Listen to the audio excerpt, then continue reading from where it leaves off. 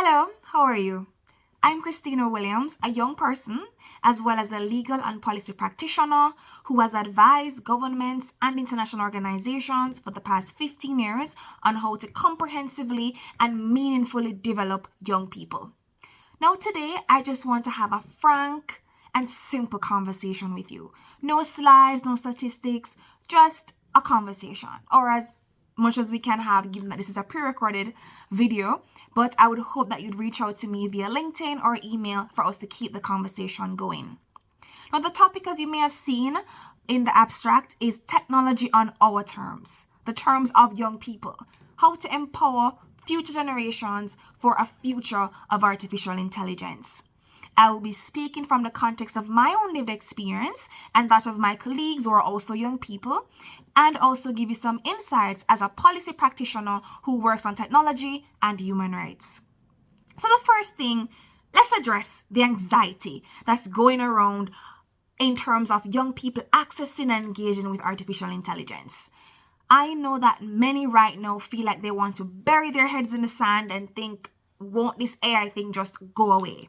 But the truth is that our young people are engaging with artificial intelligence through every single platform possible. Education, social media, their games, their toys, talking to their parents, talking to their teachers. There's some element of AI involved. So it's not going anywhere any day.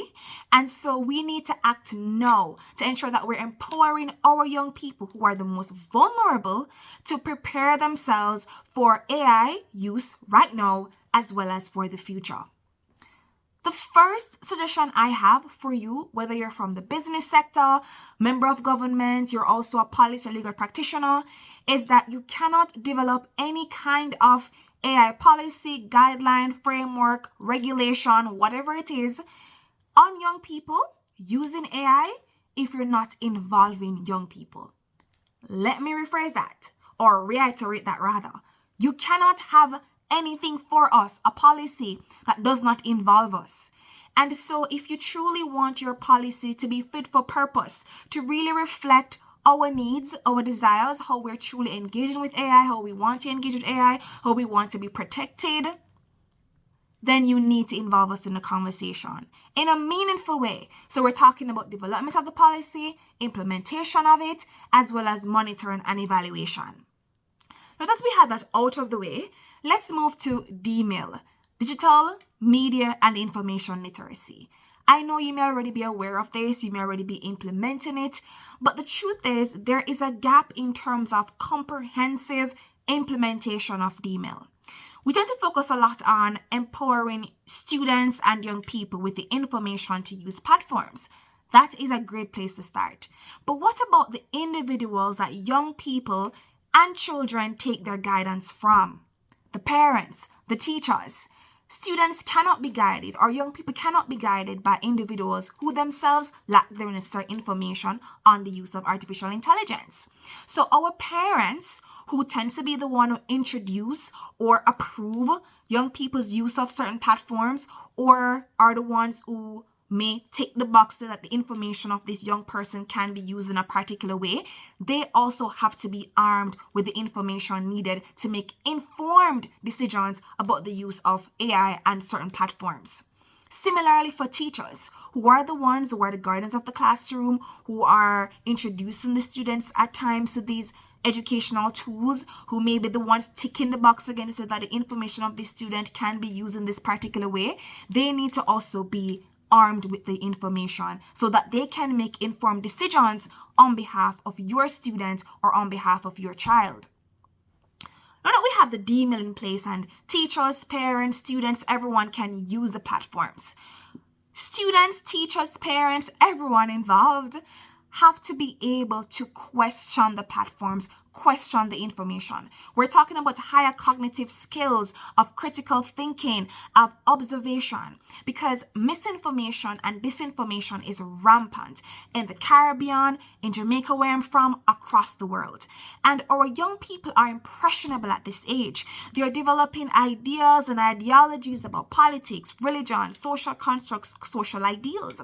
And so if the information that they're consuming is inaccurate, If the information that they're consuming will create ideas that will not lead to a prosperous, equitable, diverse future for themselves or how they treat others, then we want to ensure that we are preparing them, that they can question the information, that they can search up secondary sources if they need to, that they can ask their peers, informed peers that is, or they can ask their teachers or their parents for more information.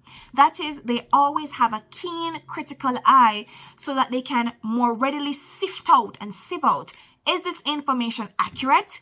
Is this information discriminatory?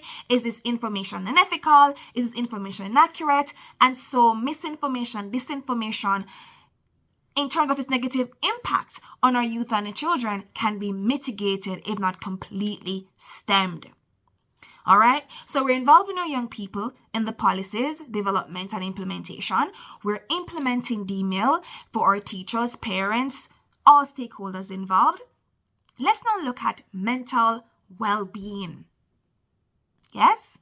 So it's one thing to be able to navigate the platform, question information of the platform. But what about the mental impact that these technologies, AI, for example, is having on the mental well-being of our children and young people? We have to ensure that we are also providing skills, resources, tools for our young people to navigate the mental toll that it takes on them. We're talking about digital detox. Yes, we always hear about people logging off and taking time off. That may seem so simple, and you're watching it probably thinking, well, that seems simple, but trust me, our young people need to be able to disconnect from it all. They need to be able to realize that face-to-face interactions and connections are equally, if not even more important than what they have online. And that when they interact with certain information, if it has a negative impact on their mental well-being, that there may very well be a flag that they may need to seek out help, or they may need to completely disengage from that particular information. Now, let's move into another territory of privacy and security. Now, earlier I hinted at the fact that a lot of times students, young people's information, the protection of it really lies on the adults in the room, because the parent is the one who tick the box, the teacher is the one who tick the box. It's the institutions that our young people interact with that tick the box to say that the information is used or can be used or should not be used in this particular way.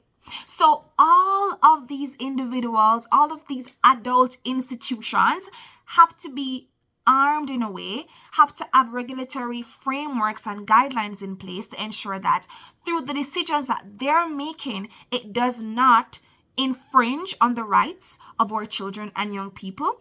And where it is that our children and young people are able to make decisions for themselves, that they have the tools needed to either seek out help to make that decision, or when they make it for themselves, they're making one that will protect them and their data and privacy rights. That's very important. Now, I want to wind down quickly to what should be our next step going forward. Your next step right now, whoever you are watching this video, is to speak to some young people as you think about developing and implementing your framework in terms of using, engaging, accessing artificial intelligence. I also want to quickly add right here that not because artificial intelligence is proliferating around the world, it means that every single young person has access. No. And so we have to ensure that through the use of AI technologies, or this technology overall, we're not exacerbating the digital divide, we're not exacerbating inequalities, and that every young person, regardless of their background, race, social status, geographical region, wherever they are, that they access artificial intelligence in a way that is equitable, in a way that represents diversity, in a way that protects their rights, is secure, but is also led from the place of young people informed policy, young people informed AI, because they're the ones who are engaging with these technologies. They're the ones who are also being affected by these technologies. And if we want a future of AI and a way in which it interacts or future generations interacting with it in a way that is really progressive and really productive, all of these elements have to come together to ensure that we have a prosperous, equitable, ethical future. Thank you so much. I hope you'll connect with me through LinkedIn, through my email, and I really hope to hear your thoughts on my presentation and just on how it is that we must engage future generations going forward on the future of artificial intelligence. Thank you so much.